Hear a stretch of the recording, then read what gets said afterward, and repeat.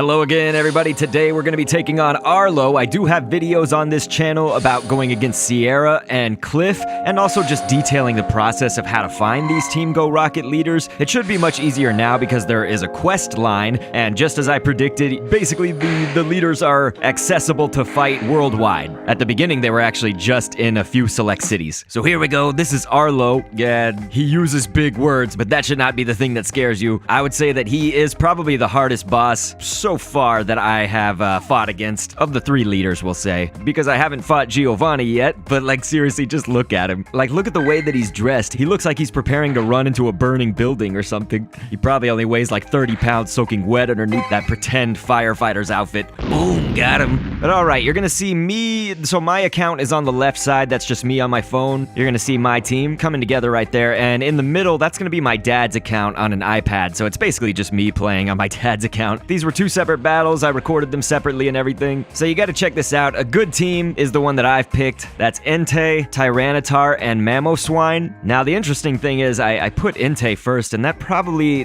I don't know if this was the best idea just because the first Pokemon in his lineup is this really beefy Scyther, and I think, you know, Tyranitar probably would have done a lot better there. By the way, try to get your Tyranitar that has Smackdown and Stone Edge, at least Stone Edge. You know, probably a lot of the Tyranitar that you have in your party were more so optimized, I guess, for past raid days and things like that, so they might have Bite Crunch. The better combination against Scyther, at least, is going to be Rock. So if we didn't say it, my dad's team is highly unequipped, we'll say, to take on Arlo, especially this particular combination of Arlo. He's got an 87% Regirock, 93% Flareon, and a 100% Mamoswine. The Mamoswine's pretty powered up, but everything else is kind of lacking, and really the Regirock was just, we were trying to find some rock type that I could use on my dad's account. So that's going to be the key here against this Scyther. I mean, really, typing is just so important on these Team Go Rocket battles, the grunts and the leaders, but more so the leaders than anything else. So we probably would have wanted to anchor with Mamoswine. I'm not sure. I mean, if you honestly had multiple Mamoswine, they could do really good against this combination. But really, I think the king of all of this, and I don't have a good one on either account. I do have Rampardos on my account. It's like a 93%, but I haven't powered it up as much as the Pokemon that I'm using over there on the left side, that left screen. But I will say my dad, he doesn't even have a Rampardos, like he hasn't evolved to it yet. And so again, that would be great on all three of the combinations that we're gonna see here, because after Crobat is gonna be a Dragonite. Now, I said in the last videos, one of your strategies should be to hold off on your charge move, like in the first battle. That actually,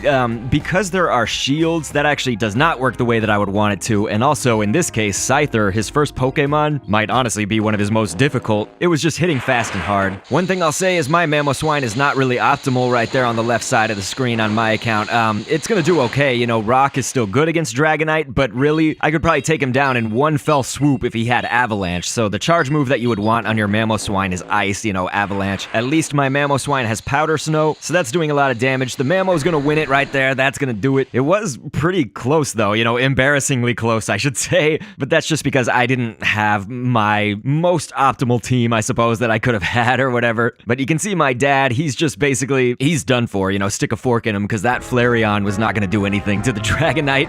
So obviously the bad news is that my dad lost the battle, but the good news is that I could show this to you, to show you which team not to use and which teams to use. So obviously I won over there on the left side, did not get a Unova Stone out of this encounter. I got Unova Stones all the other times that I fought the leaders, at least on my account. So this next battle party is going to be really interesting, and I think my dad's account, the good thing about it is that it can be representative for people who are not, let's say, level 40, completely optimized 100%, fully powered up, you know, all those things. My dad's account definitely is not any of those things. So we kind of gave you the expert look on the left, although again, my Mamoswine's moves were not optimal, same with the Tyranitar, but they still did the job, and they still, you know, did beat him mostly effectively. So this is really interesting. A Pokemon I would almost never recommend for like a whole bunch of things is going to be Aggron. I feel like the game loves to recommend Aggron whenever you're raiding and whatnot, or at least it used to, when it would auto-pick your team. But the thing that this Aggron has going for it is it does have Smackdown and Stone Edge, and it's really not going to take a lot of damage from Scyther, so it's really kind of just put in there specifically for the use of going up against Scyther. So maybe what I'll do is maybe just real small on the left side now that we have the full screen dedicated to this battle. I can show you guys this little write-up that has a lot of good Pokemon to use in any case that you're going up against Arlo, but you can specifically look look at it for these types right here, because they do have the shields and everything, and the Team Go Rocket leaders are going to use those 2 shields up on whatever first 2 charge attacks you do. That also goes against the strategy I spoke of before, of saving your charge move on the first battle. You know, you don't need to do that against the Team Go Rocket leaders. Use that charge move, try to get them to use their shields up, because that's going to make a huge difference in the latter half of the battle. But the good news is I do have a shield right here, otherwise that would have really sucked to have this Mamoswine take so much damage from Air Cutter here from the Crobat. Gonna be able to take out the Crobat with a quick charge move. We're gonna do Avalanche, and what we really wanted though was Avalanche to be on the next target, which is gonna be Dragonite, because that Crobat did not have a lot of health, so that might have been kind of a quick trigger happy moment for me